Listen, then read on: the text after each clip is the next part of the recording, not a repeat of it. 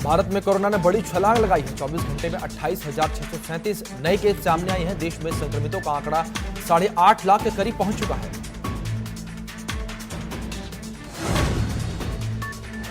Lockdown को लेकर UP सरकार ने बड़ा फैसला लिया है। कोरोना संक्रमण रोकने के लिए मिनी लॉकडाउन फॉर्मूला अपनाया जाएगा। यूपी में अब हर हफ्ते वीकेंड पर लॉकडाउन लगाया जाएगा। हफ्ते में 2 दिन यानी शनिवार और रविवार सभी बाजार बंद रहेंगे। अब हफ्ते में 5 दिन बाजार खुलेंगे।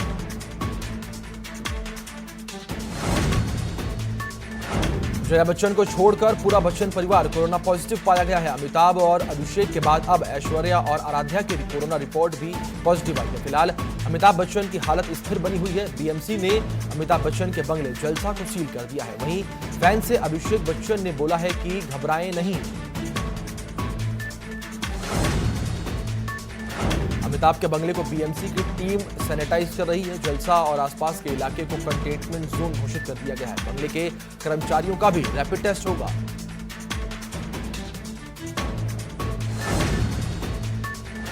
डॉक्टर्स ने बताया है कि अमिताभ बच्चन की हालत में सुधार हो रहा है। घबराने की जरूरत नहीं है। आपको बता दें कि अब उनकी हालत स्थिर है। पहले उनके ऑक्सीजन का लेवल 90 के आसपास पहुंच गया था, लेकिन अब वो 95 के पास है।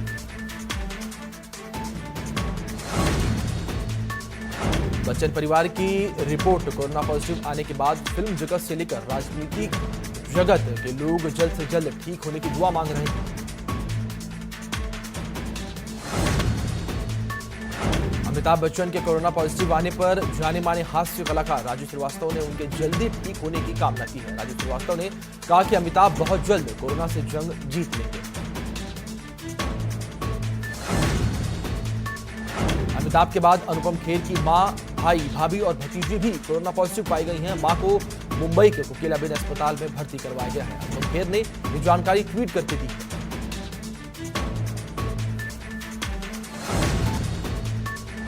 कोरोना वायरस को लेकर विदेश मंत्री एस जयशंकर ने कहा है कि जब महामारी पूरी दुनिया में फैलने शुरू हुई तब हर देशों को अपनी ताकत को देखते हुए उसको जवाब देना था। भारत ने कोरोना वायरस के खिलाफ लड़ाई में सही फैसले लिए, जिसके कारण अन्य देशों की तुलना में हम बेहतर स्थान पर हैं।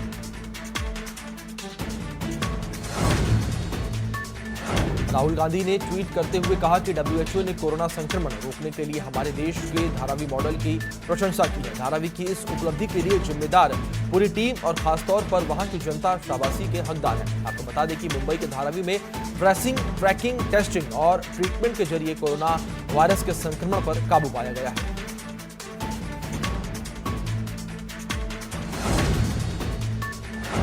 यूपी कैबिनेट को 4 मंत्रियों की रिपोर्ट कोरोना पॉजिटिव आई है। होमगार्ड मंत्री चेतन चौहान, आयुष मंत्री धर्म सिंह सैनी, कैबिनेट मंत्री राजेंद्र प्रताप सिंह और खेल मंत्री उपेंद्र तिवारी की रिपोर्ट कोरोना पॉजिटिव पाई गई है। मंत्रियों के कोरोना पॉजिटिव आने से लोगों में हड़कंप मचा हुआ है।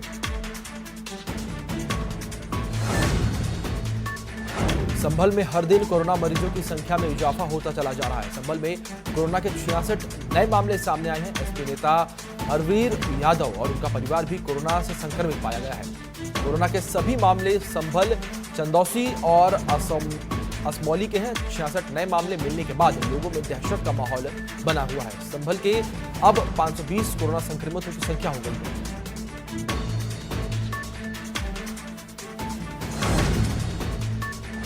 गोंडा में भी कोरोना से हालात खराब हैं। गोंडा में कोरोना के 19 नए मामले सामने आए हैं। एक ही परिवार के 9 लोग संक्रमित पाए गए हैं। सभी मरीजों को लेवल 1 हॉस्पिटल में पंडित कृपाल में शिफ्ट किया गया है। जिले में कोरोना संक्रमितों की संख्या बढ़कर 232 हो गई है। गनीमत की बात यह है कि इलाज के बाद 165 लोग डिस्चार्ज भी हो चुके हैं। अभी भी जिले में कोरोना के 60 एक्टिव केस हैं।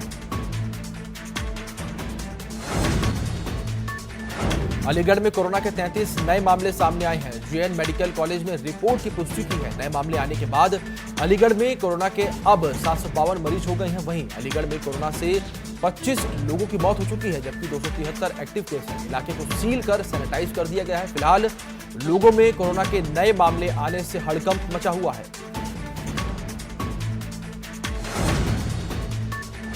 उन्नाव में कोरोना के हर दिन नए मरीज सामने आ रहे हैं। उन्नाव में कोरोना के 30 नए मामले सामने आए हैं। वहीं परिवार के 13 लोगों की रिपोर्ट पॉजिटिव आई है। एक कोरोना मरीज मिलने से लोगों में हड़कंप मचा हुआ है। सभी मरीजों को स्वास्थ्य विभाग ने आइसोलेट करवाया है।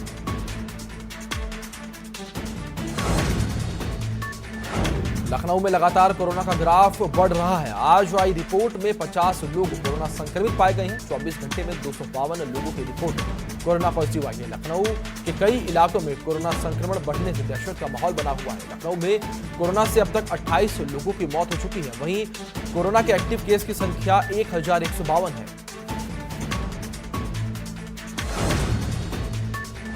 कुशीनगर में भी कोरोना की रफ्तार हर दिन तेज होती चली जा रही है। कुशीनगर में 32 नए मरीज सामने आए हैं। नए मरीज सामने आने के बाद स्वास्थ्य विभाग से लेकर प्रशासन तक में हड़कंप मचा हुआ है। आपको बता दें कि कुशीनगर के सीएमओ ने इसकी पुष्टि की है।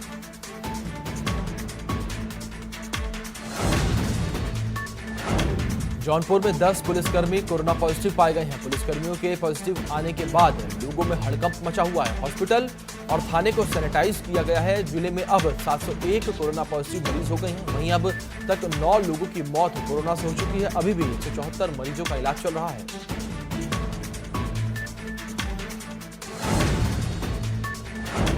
हरदोई में सीओ नागेश मिश्रा की कोरोना से लखनऊ के पीजीआई मौत हो गई। नागेश मिश्रा हरियाणा के सर्किल ऑफिसर के साथ ही नागेश मिश्रा हरदोई के कई थानों में कोतवाल रहे थे। आपको बता दें कि नागेश मिश्रा को सांस लेने में दिक्कत हो रही थी। तबीयत खराब होने पर उन्हें भर्ती कराया गया था। गोरखपुर के बाजारी दुकानों को सैनिटाइज किया गया है। शासन के निर्देशों पर शहर से गांवों तक सैनिटाइजेशन और साफ सफाई का अभियान चलाया जा रहा है। ग्रामीण क्षेत्रों में सफाई कर्मियों के माध्यम से सैनिटाइजेशन करवाया जा रहा है।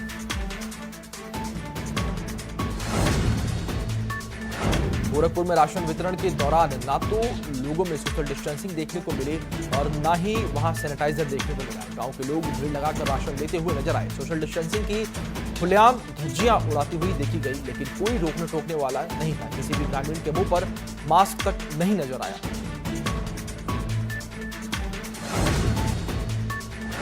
बिजनौर में पूरे शहर को सैनिटाइज किया जा रहा है। सैनिटाइजेशन के दौरान फायर ब्रिगेड की टीम ने शहर की सभी दुकानों और बिल्डिंगों को सैनिटाइज किया। कोरोना को लेकर प्रशासन पूरी तरह से अलर्ट है।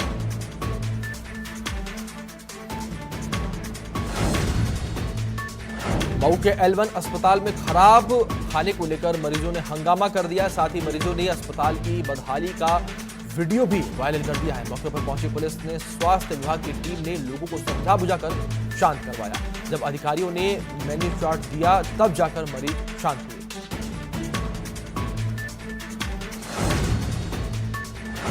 काशीपुर में बीते दिनों कोरोना संक्रमितों की संख्या में हुए भारी इजाफे के बाद स्वास्थ्य विभाग के साथ साथ स्थानीय प्रशासन और पुलिस प्रशासन के हाथ पांव फूल गए हैं, जिसके तहत काशीपुर में कोरोना संक्रमण फैलाने के आरोप में पुलिस ने एक डॉक्टर और बीते दिनों विवाह समारोह में शामिल होने दिल्ली से आए एक युवक के खिलाफ महामारी एक्ट सहित अन्य धाराओं में मुकदमा दर्ज कर दिया है।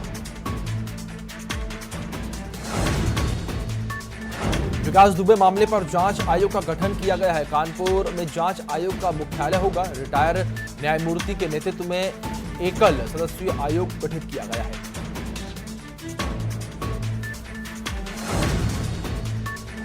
विकास दुबे के बिकरू गांव में पुलिस और एसटीएफ के बाद R9 टीवी विकास के घर पहुंचा। विकास के घर को खंगालने के बाद उसकी पुरानी तस्वीरें मिली, साथ ही बचपन के कुछ फोटो और स्कूल का आईडी कार्ड भी मिला है। विकास दुबे ने ताराचंद्र इंटर कॉलेज से पढ़ाई की थी। विकास ने कॉलेज के प्रिंसिपल की बाद में हत्या कर दी थी। विकास दुबे की तिलक समारोह की फोटोज भी यहां मिली है।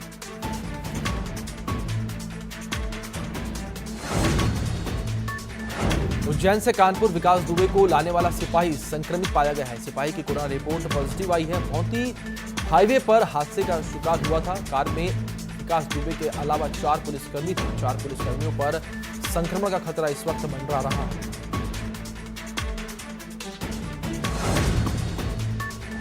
गैंगस्टर विकास दुबे ने साथ ही अमर दुबे के ससुराल वालों से R9 टीवी ने बात की। R9 टीवी पर अमर दुबे के ससुराल वालों ने अपना दर्द बयां किया और कहा कि मेरी बेटी बेकसूर है। साथ ही कहा कि उसे जेल से छुड़ाने के लिए पैसे नहीं हैं। बेटी को छुड़वाने के लिए सीएम योगी से गुहार लगाएंगे।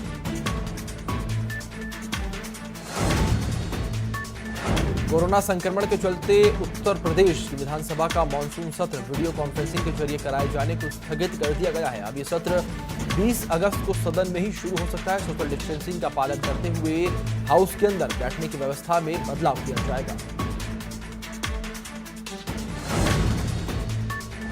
बिहार के उप मुख्यमंत्री सुशील कुमार मोदी ने ट्वीट किया है। साथ ही इशारों में राजनीतिक दल पर निशाना भी साधा है। विधानसभा चुनाव समय पर हो या टल जाए, एनडीए चुनाव आयोग के निर्णय का पालन करेगी, लेकिन कुछ दल सूबे में विधानसभा चुनाव टालने के लिए दबाव बना रहे हैं। हालांकि जब विवाद बढ़ा तब सुशील मोदी ने अपने इस ट्वीट को डिलीट कर दिया।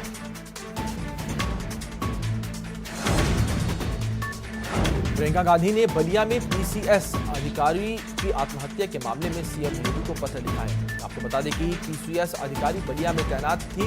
प्रियंका गांधी ने पत्र लिखकर आत्महत्या की पारदर्शी जांच कराने की मांग की है। वहीं प्रियंका गांधी का कहना है कि आत्महत्या से परिजन काफी परेशान है, इसकी जांच होनी चाहिए।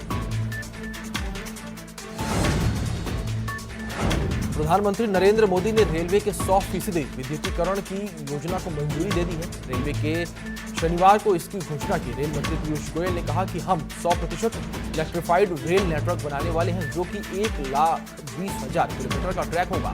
गोयल ने कहा कि 2030 तक हम उम्मीद करते हैं कि भारत दुनिया का सबसे बड़ा ग्रीन रेलवे होगा।